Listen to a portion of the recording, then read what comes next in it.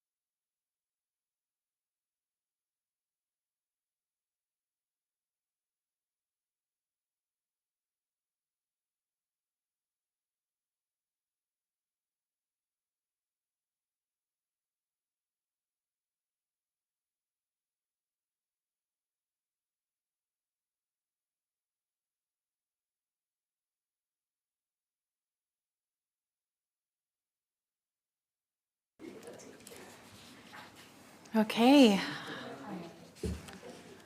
I would like to call this meeting to order. Good morning, everyone. My name is Rohini Arora. I'm the MLA for Burnaby East and the chair of the Select Standing Committee on Children and Youth. I would like to acknowledge that we are meeting today on the lands of the Lekwungen, including the Esquimalt and Songhees nations. This morning, we will be considering the Office of the Representative for Children and Youth's Annual Report 2023 to 24 and Service Plan 2024 to 2025 to 2026 to 27. I would like to welcome the representative for Children and Youth, Dr. Jennifer Charlesworth, to the meeting and her team, and turn it over to her for the presentation. Thank you very much, Chair, and lovely to be in our first formal meeting with you. We'll be talking today about the annual report and service plan, but just before we dive into that, I want to put this in context. It feels there's a much greater lag than is typical for considering a report of this nature. We typically present the report in October, but as you know, other things were happening in October. So there's a significant lag, and the report covers the 2023-24 fiscal year, and I don't know about you, but it feels to me like a lifetime ago. And a lot has happened in the RCY, in this province, and of course around the world. So, but it's a statutory requirement that we bring this report forward to you for your consideration. So what I'd like to do is to outline the intention of our annual report, highlight some of the things there, but recognizing that in some respects it's old history and we've just completed a whole new fiscal year. This might be an opportunity for us to go back to talk to some of the things about the work that we do and how we do it, and address some of the questions that perhaps you haven't been able to address thus far. So hopefully that sounds okay. All right. So it is a statutory requirement that we bring forward an annual report and service plan to you by September 30th of every year. And we consistently include information that includes our description of our mandate, the teams, the priorities that we've been working on, our activities, and we talk about not only our statutory responsibilities, but the things in support of our statutory responsibilities, which would include our outreach and our engagement work, our knowledge mobilization work, and of course, corporate services. So all of that is addressed. We also provide within there the quantitative data pertaining to our advocacy services, our individual advocacy services, our reviews and investigations, and the systemic monitoring that we do. And we also provide qualitative data. And if you like Brene Brown's work, she talks about stories are data with heart. So we bring that qualitative data in and include stories so that you can see from another vantage point the kind of impact that we have on the well-being of young people through individual children's stories. We also talk about the projects that we've undertaken, that we've completed, and that we have in progress. And every year we circle back to what we said we were going to do in the previous year and close that circle and say, we said this last year, this is what we've done this year, this is completed, this is not completed. If it hasn't been completed or there's delays and challenges that we faced, we'll articulate that as well. So you always know that we're threading from past into the future going forward.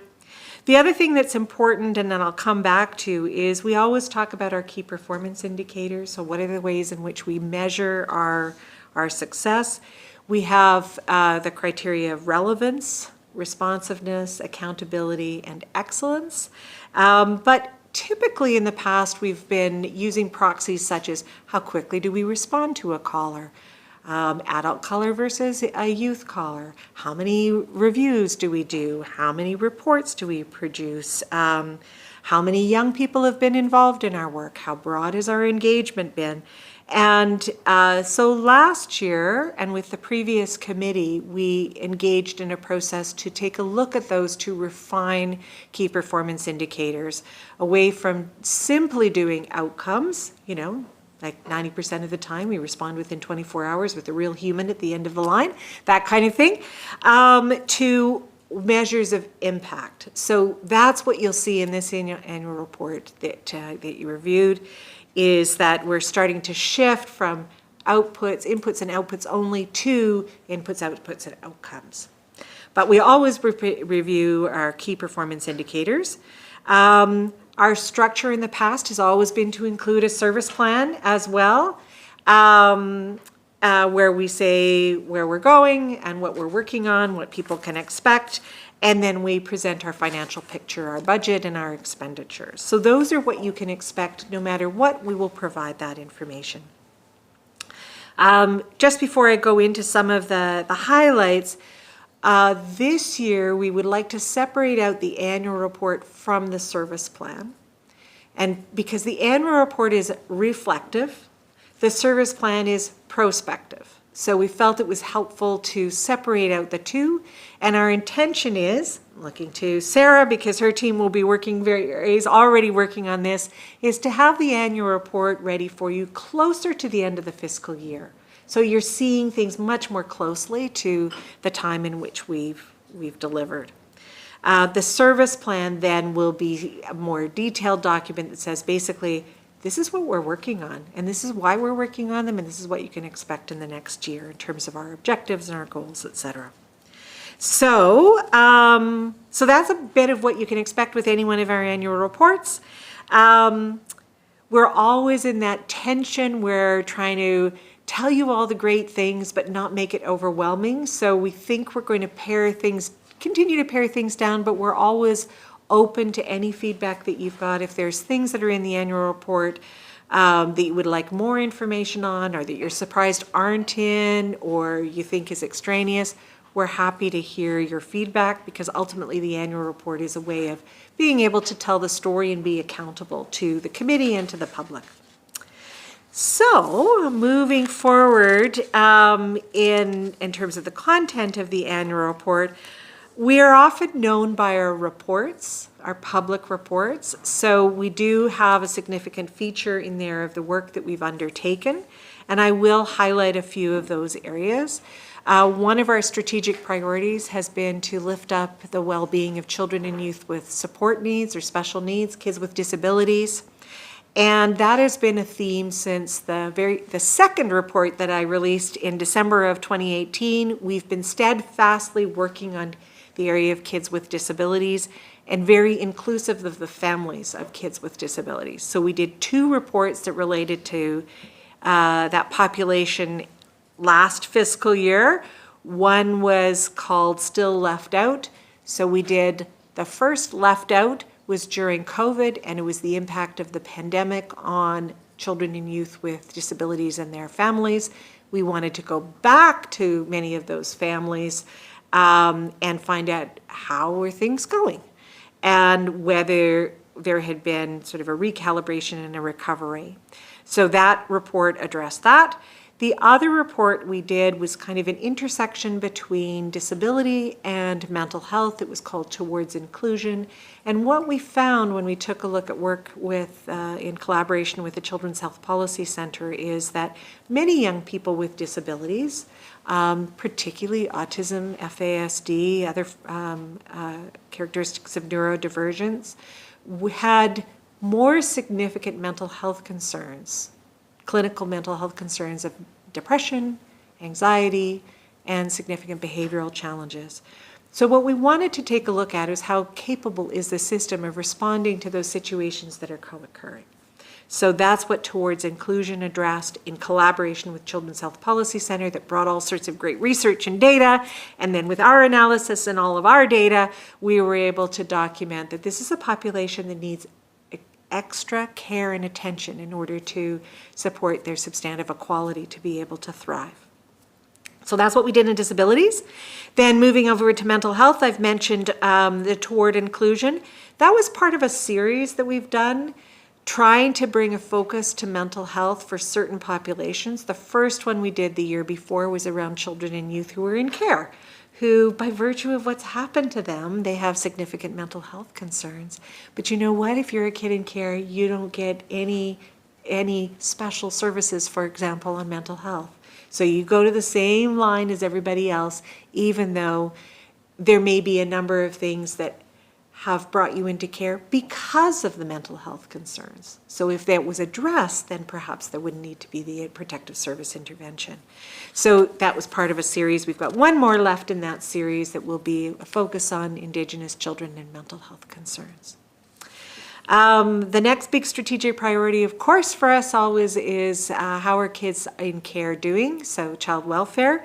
That was a report that we did. It's called Missing, and it took Sam referred to that a little bit. It took a look at the young people who were fleeing, lost, or missing from foster care or residential care. We know that they're at heightened risk when they're missing, and we were concerned about the way in which government was responding to children who were missing, and we wanted to understand why are so many kids going missing.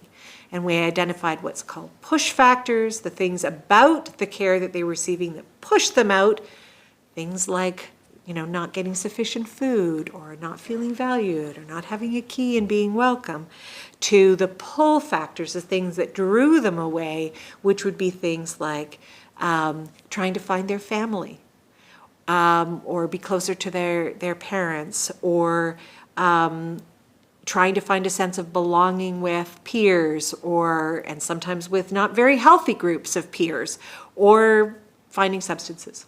So we tried to identify that, and we were concerned about what was going on in terms of the ministry documenting, as Sam referenced, and so identified a number of things that we wanted done within 6 months, and good news is that was done to try and better understand these kids' needs. The next strategic priority was around youth justice and accountability. We worked on missed opportunities, which took a look at the utilization of funds for youth justice and the staffing, and basically pointed to the fact that the number of young people in custody has gone down significantly. The number of young people that are being served and supported through probation officers is also low. There are relatively few young people that are in custody, sometimes 11, 17, 20 at any day in this province. At that time, there were 2 custody centers, and we said surely the millions of dollars that are being spent in the Prince George Youth Custody Center could be put to better use, and the government agreed and has closed that institution and has identified more opportunities to provide youth justice services closer to a child's home, which is better for their support. So that was one.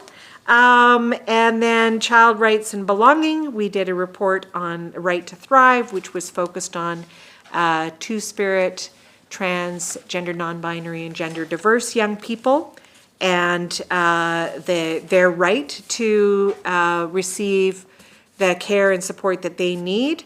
And again, that's one that has obviously received a lot of, the area of the rights of these young people is a subject that we're hearing in all sorts of different contexts, but we wanted to come with the evidence and focus on the rights of those children to be supported so that they could thrive. So we addressed that one in the rights and focusing in Attorney General's Ministry of Health and Ministry of Children and Family. And finally, the last report that we did was called Advocating for Change, and it took a look, it was a 5-year retrospective on the progress that was being made on recommendations that we'd made before, because we want to know, are we having an impact? So all of those are outlined in the report. So you can read away, and if you want any further briefings on any of those reports, then we're happy to provide that for you one-on-one as well, because of course they've already come to the committee.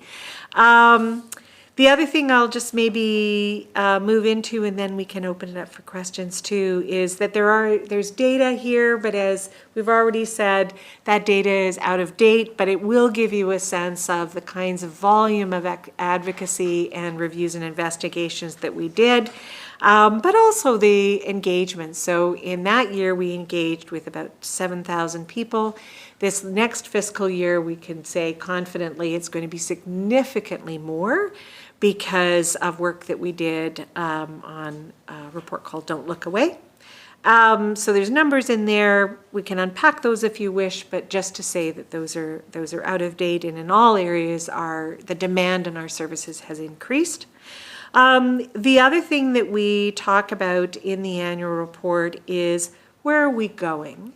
So a few key areas for you. We see the impact of the toxic drug crisis on children in a very profound way. So we see children who are experiencing overdose events, sometimes multiple overdose events on one child within the course of a month. We are seeing children who are losing their significant people in their life, which has a significant impact. I believe it was about 150 some odd young people who lost a parent that we knew of, and we've just got a slice of it. One or both parents. We've got a significant number of young people that have lost both parents to this crisis. That doesn't get talked about.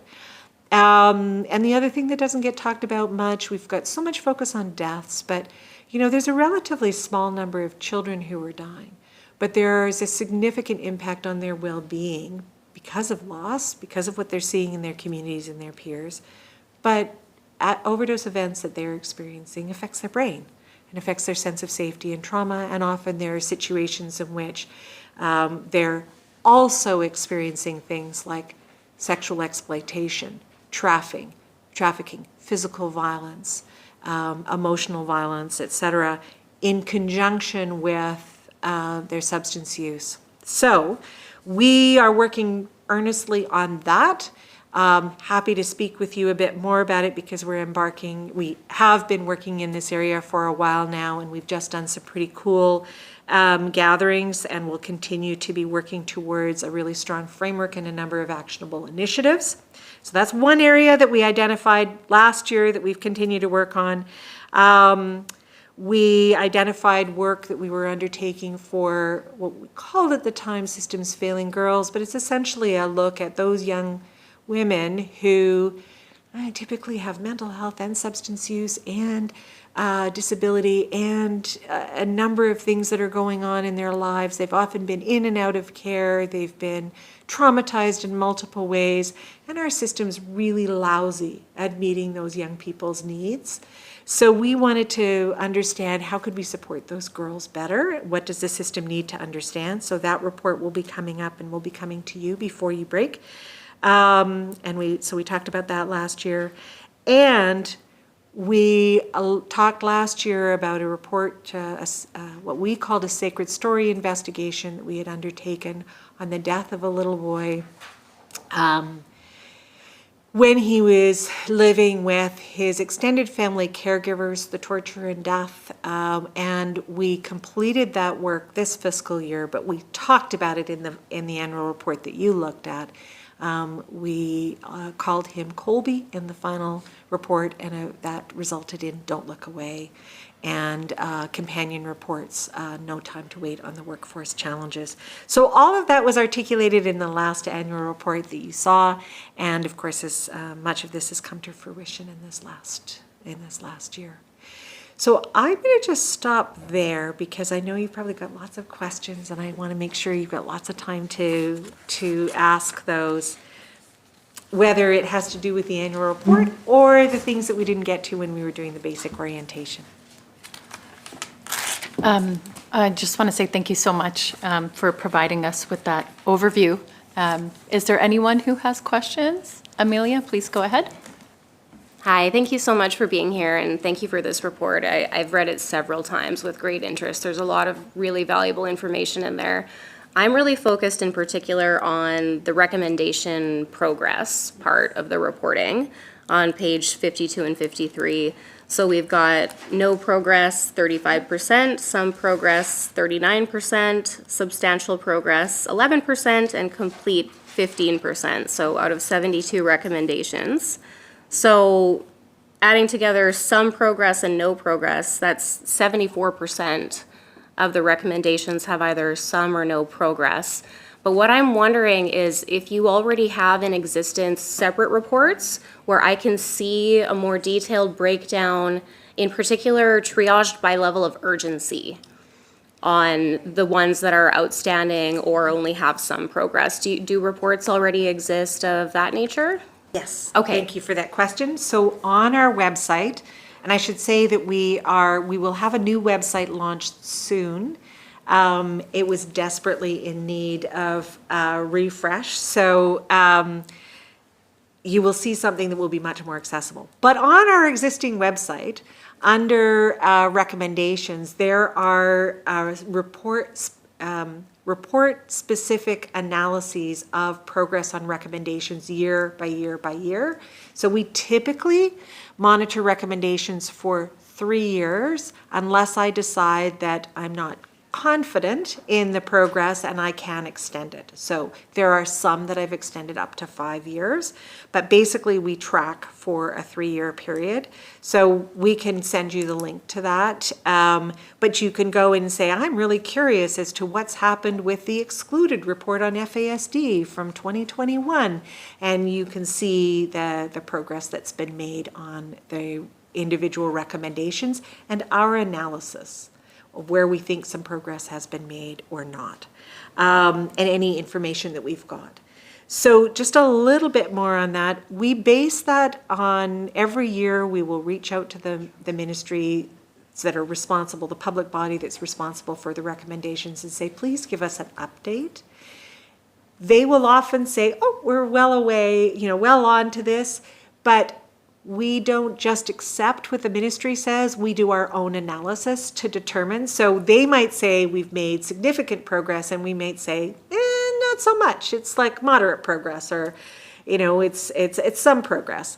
So just know that there might be a discrepancy. If you were ever to bring the ministry folks here, as has happened in previous committees, they might have a little bit of discrepancy between what they say and what we say, but we try and provide a thorough analysis based on those recommendations.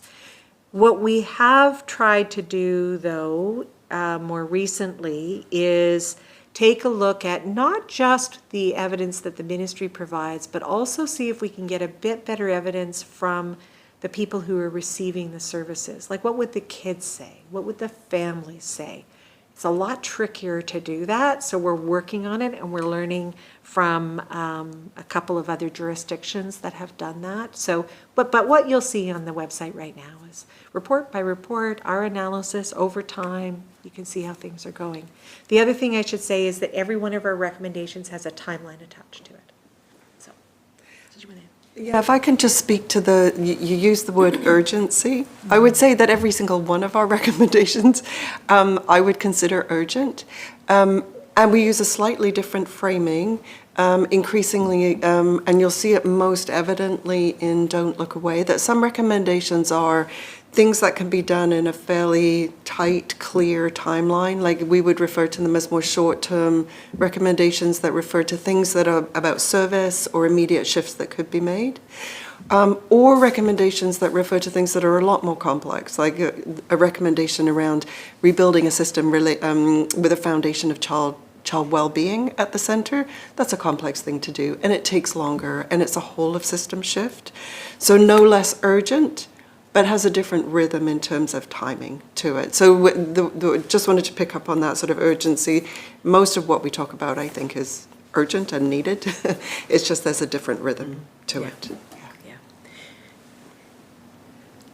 Amelia, go ahead. Sorry, may I just in follow-up? Yeah. Thank you so much, and that those answers are great. I'm going to be combing through the website and checking in on those. But let me just make sure that I understand this correctly. Are you saying that of all these 72 recommendations, they are all 3 years or younger? Or more recent than 3 years? So some of these are the very first year, some of them are 2, some of them are 3, some of them are longer. So there are Okay. recommendations in here, for example, from earlier in my term, but we continue to monitor them because we're concerned we want to make sure that they're implemented. Right, okay. Yes. So these cover a range of reports over time. So some of them can be older than, I'm Yes. specifically thinking of, I thought one of the outstanding recommendations was that child protection workers be social workers. And I thought that was a recommendation that was like 10 years old. Is that not contained in No. the 72? No, it's not. It's These not. are only ones that we are monitoring. So we're not monitoring any from before my term. Okay, And we're not monitoring, and the recommendation that you're talking about in terms of social work was actually from the Gove inquiry in the 1990s.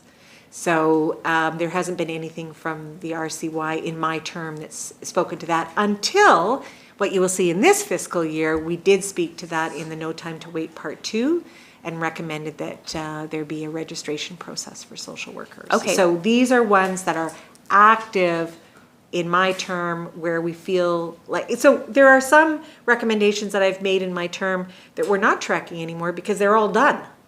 They're completed. So we're just tracking those where we feel like the responsibility we have to the young people is to make sure that we make sure those recommendations get done. thank you. The other thing I'll just say, and just to pick up on what Pippa said too, is that doing recommendations is really hard because you can do the easy ones, like increase the funding here, add more staff there. But the reality is that anything of that nature has pretty much been done. If you think of an iceberg, which we often talk about, the easy stuff, the stuff that we can see, that's been done. What we're dealing with are the much more intractable issues, the challenges. I'm not, of course, I want everybody to think that these are the most important things and there's nothing else to do except for these. But I realize that, we've got 8 ministries have many different things to deal with. So I'm not disheartened when I see some progress or particularly some progress, because it means there's still an investment in moving things forward. And I will tell you that most of my recommendations are not easy to do. Because, for example, with Don't Look Away, we're talking about building a well-being strategy, shifting from the old colonial, protection stuff that was built on the American Society for Prevention of Cruelty to Animals. If you want to know the history of child welfare in this country, it was based on a protection of cruelty against animals. We're trying to say we want our kids to be well. We don't want to just intervene when things break. So I'm not making it easy for government to implement, that's for sure. But we need to keep saying, we're going to go high. We're going to try the very best for them. And we're going to try and make sure that kids with disabilities feel belong, that kids with FASD aren't excluded from school because of their behavior. They're understood, that kids that are in care and might be really hard to serve because they tell you to get lost every second sentence, but they're hurt, and we need to keep sticking with them. So none of this is easy work. Sorry, I'll get off my soapbox now.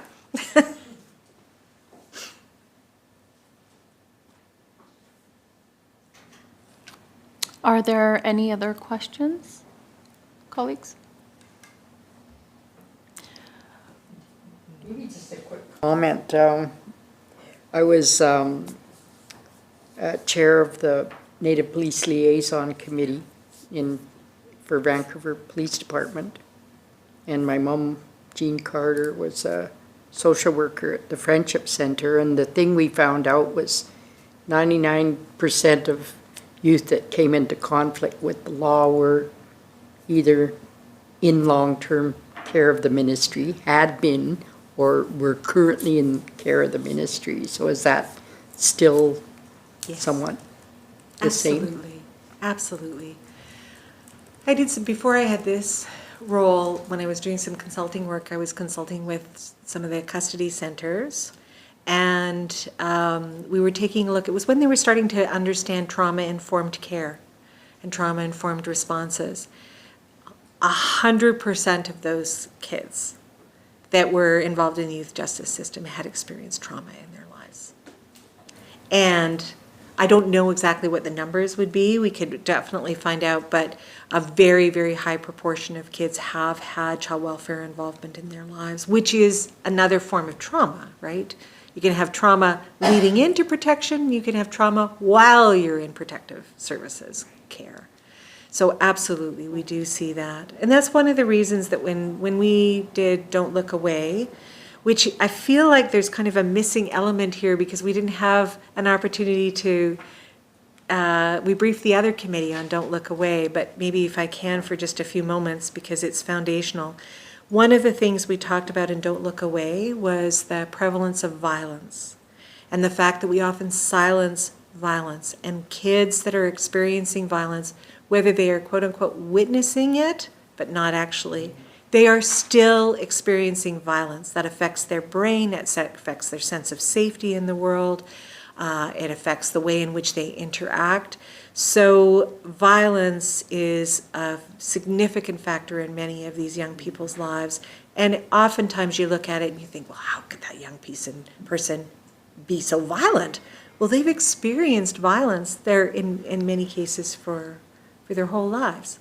So unless we address the healing and try and interrupt the cycles of violence, we're going to continue to see those kinds of challenges. So that was really important. And the other thing, just if we want to talk about that population of young people, almost all of those young people, I'll bet if we go into their story, we knew that their family was struggling when they were little. Their family didn't get what they needed in order to support their child to thrive. And I saw that years and years ago. I was running services for the kids. At that time, they used to use this awful notion of, they'd burn through all the other resources and then come to our intensive resource. And every one of those kids were identified either by a public health nurse, a preschool, or at the very latest, a kindergarten teacher is needing supports, and they didn't get it. So by the time they were 12, 13, and now we're into youth criminal justice, or we're into all sorts of other things, or they start to use whatever is going on. So I think there are a few areas that we're really committed to going forward that you'll keep hearing from me about is we've got to end the silence on violence. And we've got to address family supports and kin supports in order to help them nurture their children so that protective services don't get involved, because we see that vicious cycle that you're talking about. Are there any other questions? Heather? Thank you. So the matter of the early intervention, I'll call it, is that one of the recommendations that has been fulfilled?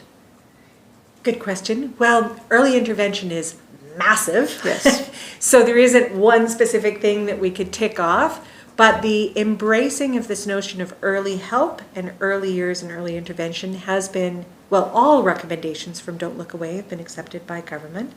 And that is forming, one of the first things they're doing is creating the well-being plan, and early help and early supports are very significant in there.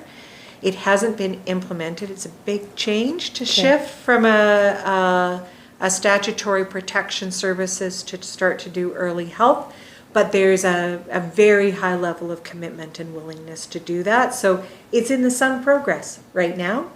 But I'm encouraged, and just again, because I'm scientist and evidence-based, there are jurisdictions that have done that and are seeing significant benefits. So I'm really excited about that movement and being able to see if we shift. It's like even taking existing social workers and taking away their mandate to remove a child, but giving them the mandate to help a family is profound in terms of the relationship that you can have with the family, because you no longer got the stick, right?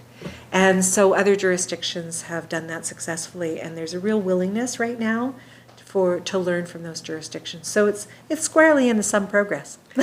Thank you. If I could just add to that, that space of early years, early care and family support it's really important to consider it in the context of child welfare, but it's actually a cross-government lift.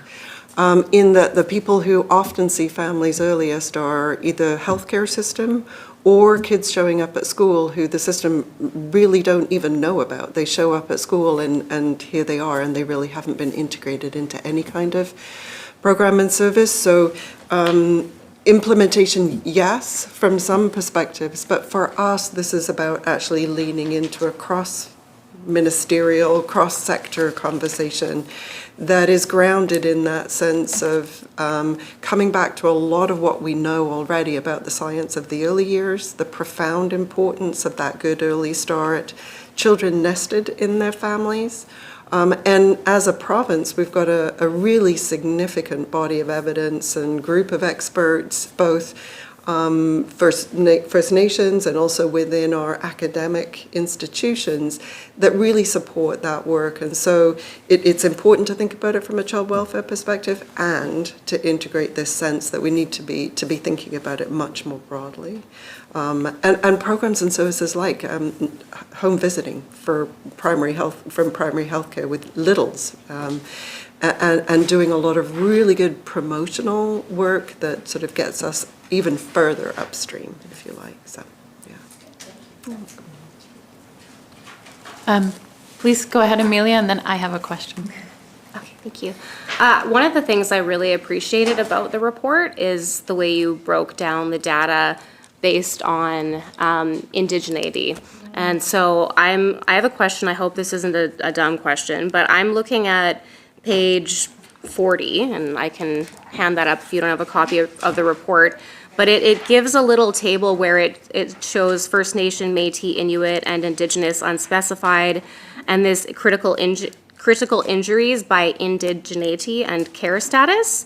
My question is, when it says in care, am I to understand that that means in a group home or an institution or foster care, and not in care means they are not doing that, but they are receiving services from MCFD? Is that correct? Yes. With Okay. a slight, so in care is deemed not so much by where they're living, but by their legal status. Okay. So it would be special needs agreement, voluntary care agreement, a temporary custody agreement, I think that's what it's still called, TCOs, and continuing custody, continuing care order. So temporary custody order and a continuing care order. So based on their legal status, the state has a responsibility to that child. So it's based on that. And you're absolutely right. If they're not in care, they're still receiving services. So they might be receiving mental health services or support needs services, something along those lines. Yeah, is that right? The only other piece that I would add, and I feel like it's a, it's a bit of a false sense of reporting for the number of kids in care, in that the ministry moved kids who are placed within their extended families, who have been taken from their parents, placed with extended family, or kids who are on youth agreements. They're deemed to be not in care, even though they're out of their parental home by a conversation and a plan with the ministry. So while the numbers of in-care kids look like they're going down, the numbers of kids with kinship carers are going up. That's still kids who have been taken from their parental home or been asked to leave because of protection concerns. So it feels a bit like a false sense of reporting, but some of those not in-care kids are kids living with extended family members, not with their parents.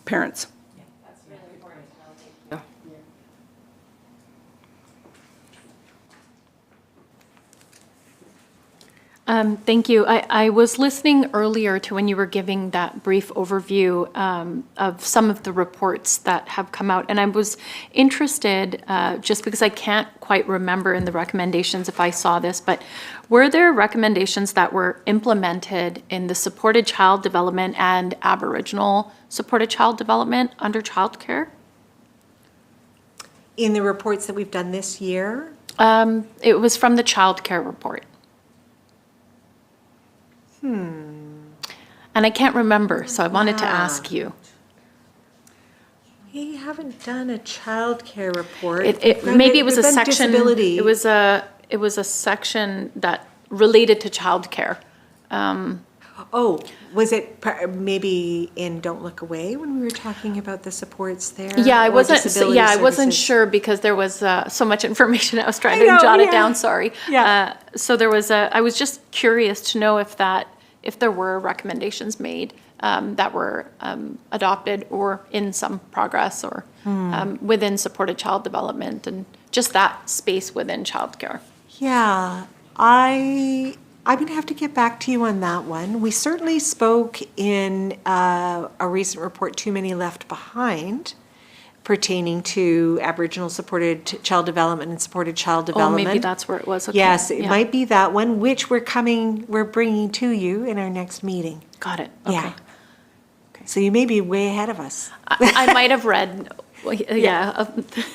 there's amazing work you folks are clearly doing. Then I had one other follow-up Yeah. question, and we are pretty much at time.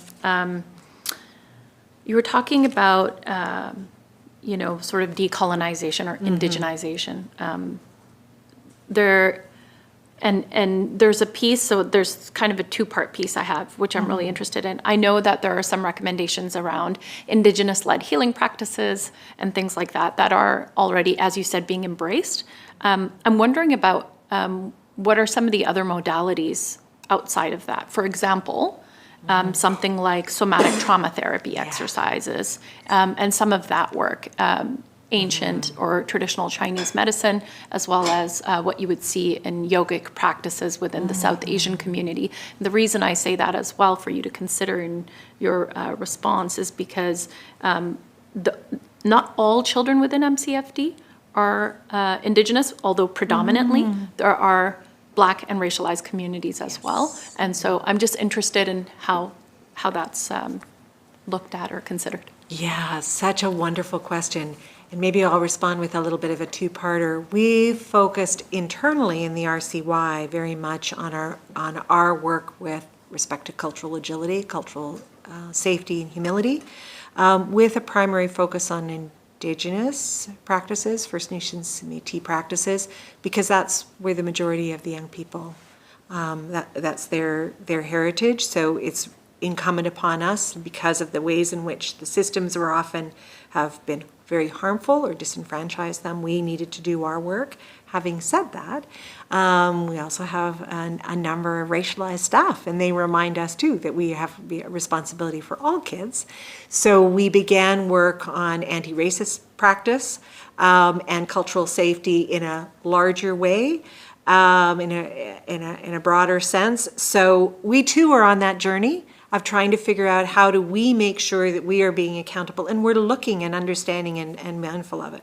I can say, though, that the system overall is not addressing some of the things that we know are significant therapeutic practices, especially for trauma, such as internal family systems or somatic therapy and those kinds of things. I would say we've got a system that's pretty much, maybe a decade or two or more behind in terms of some of those therapeutic interventions. Having said that, there are pockets. I was in a place yesterday that had spiritual care. They were celebrating Eid. They were bringing foods in. They were engaging the young people. When you went into their spiritual care space, there were the medicines from many different heritage backgrounds. Kids are feeling very welcome there with multiple practitioners. So it's interesting to see, but I think we're right on the threshold of that. So when we talk about healing and grounding the work in healing, that is a mind shift, because it's a big shift from just protection and risk management and liability to healing, growth, development. And I think all of what you talk about is something that goes in the future. And it's exciting to see where we're seeing the embracing the reconnection to Indigenous cultural healing practices, but it will need to go further too, to be more inclusive of kids. Yeah. So, but I was very excited with what I saw yesterday. So I remain ever hopeful. Thank you so much for that. I'm really looking forward to continuing the conversation with you. Is there any other business? No? Okay, that concludes our meeting today. I'll seek a motion to adjourn. Okay. Motioned by Amelia. All those in favor? Opposed? Motion carried. This meeting is now adjourned.